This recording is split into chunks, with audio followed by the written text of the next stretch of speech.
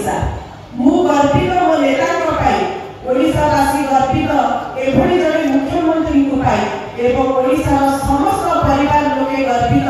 एभली जड़े मुखिया को पाई जी दिन राति प्रत्येक परिवार विषय चिंता करती किछि वर्ष तले जो व्यक्ति ओडिशा को आसीथिबे आ आज दिन में आसीथिबे से माने अनुभव करि पाइथिबे ट्रांसफॉर्मेशन कौन से स्कूल है कॉलेज है हॉस्पिटल हो बस स्टैंड हो सड़क हो स्पोर्ट्स कॉम्प्लेक्स हो स्टेडियम हो सब ट्रांसफॉर्मेशन जो राज्य ओडिशा को 25-30 वर्ष तले विदेश फोटोग्राफर आसुथिले भूगोल देखा फोटो उठेगा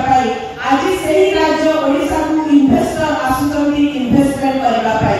जो राज्य ओडिशा 1999 मसीहारे अन्य राज्य को रिलीफ सामग्री ग्रहण करता आज से ही राज्य ओडिशा कोविड समय रे ऑक्सीजन सिलिंडर तैयारी कर अन्य राज्य को सहायता कला एवं सबुठारु बड़ विषय है एठी जहां भी काम में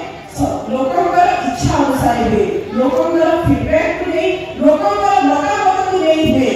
ए देश रे एमिति कोनसी सरकार नाहती जे आजी आम जटणी पई एक खुशी दिन बहु प्रतीक्षित कुतियारी रेलवे ओवरब्रिज रो शुभ उद्घाटन हेउची अनुरोध करबी माननीय मुख्यमंत्री नवीन पटनायक पई ओके जोरदार करताली हेउ जे आज आपन पई ए कुतियारी रेलवे ओवरब्रिज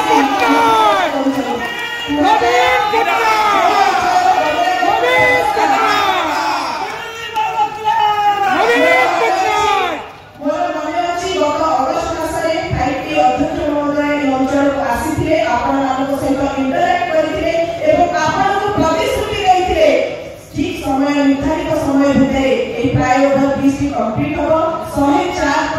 104.95 कोटी व्यय आज यही ब्रिज टी लोकार्पित होउची एवं आग लोक माने गोटे छोटिया अंडरपास की जाउतरे बहुत असुविधा सम्मुखीन होबाक पड़ुतला वर्षा दिन घंटा घंटा समय धरि यात्रीवाही बस हो ऑटो हो एवं लोक मान को अपेक्षा करबाक पड़ुतला किंतु आज एही समस्या समाधान होईची व्यवसायी होतु स्टूडेंट होतु रोगी होतु साधारण लोके होतु गमनागमन ପାଇଁ ଗୋଟେ ସୁବ୍ୟବସ୍ଥିତ रेलवे ओवरब्रिज पाइबे एवं सबुठारु बड़ कथा है आम राज्य सरकार समस्त पार्टी व्यय